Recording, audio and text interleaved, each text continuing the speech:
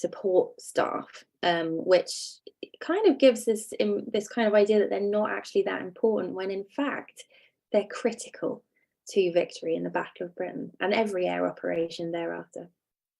And a number of those people were women. They were members of the Women's Auxiliary Air Force. I'm going to look at today. Excuse me. Who are these ladies here? So, women serving in the British Armed Forces in the Second World War is not a new thing. They served in the First World War too.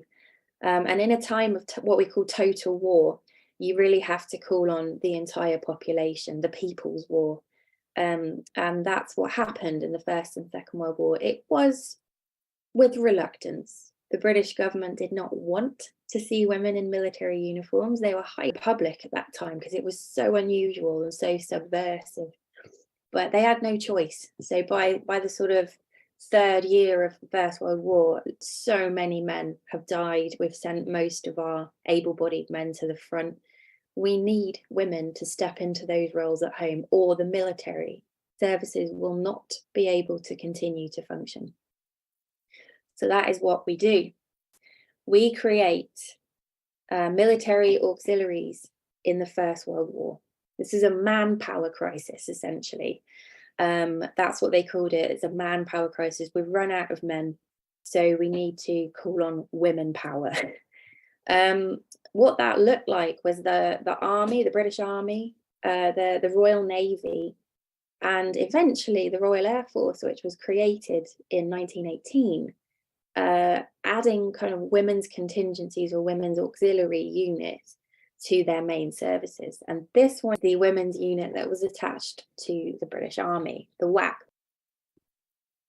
So these are the women of the Royal Navy in the First World War. They look extremely smart in those uniforms.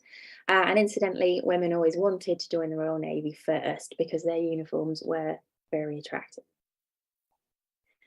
And here are the women of the Women's Royal Air Force in the First World War. So on the 1st of April 1918, the Royal Air Force is created. There is a change in the way that war is conducted when the Royal Air Force air power changes strategy and the way that war is fought, even where the front is. With the advent of bombing operations, the front is essentially brought home. And that will become much more the case in the Second World War. But in the First World War, the Royal Air Force is very young. It's in its infancy. So it's created in April 1918. And at the same time, on the same day, the Women's Royal Air Force is created.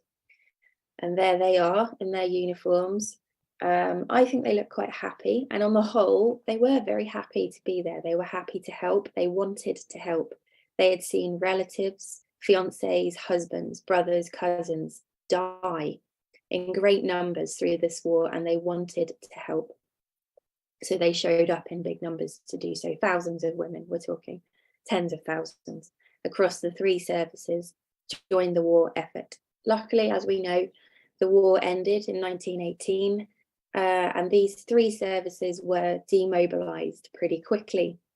So the hope that these women felt that life might be changing for them was quite quickly dashed at the end of the war, and it was pretty much a back to the kitchen situation, back to the traditional role of women, what we call separates in the home and take care of the family, and the men go out to kind of work and protect. And that's pretty much a big part of why it was uncomfortable to see women in military uniform, because women are life givers. They are nurturers by kind of nature. And men are protectors, and they're supposed to go out and kind of wage war. That's the way it had always been. So to put women in military uniforms is a problem for a lot of people, because you're essentially putting them in war fighting uniforms, and they're transgressing that line from nurturer to fighter, and that's not a comfortable thing for males. So what happens next? In the interwar periods, military auxiliaries in the United Kingdom. But come 1938, a man called Adolf might want to change about it at that point. It's pretty clear that war is coming. And these women can see it. So younger women in the interwar period can see it, and so can the older women who served in the First World War. So what do these women do? They show up at the British government and say, we are ready. We fought last time, we will fight this time. We're here when you need us. The British government's answer, pretty adamantly, is no thank you at this point. So they're not keen. Lots of years have passed, and in that time, women have been given the vote in the UK. So they are enfranchised. But the first answer in the establishment is no, thank you, because it's still uncomfortable to see women in military uniforms.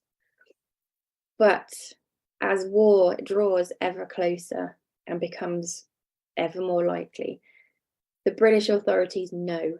They've learned painful lessons in the First World War, and they know that they are not going to have a choice. If they're going to go to war with Germany the way that it looks like they are going to have to draw on women power again, because the manpower crisis most likely will be replicated. So they say no a few times, no thank you, no thank you, but the women persist. They come back. Luckily, a lot of the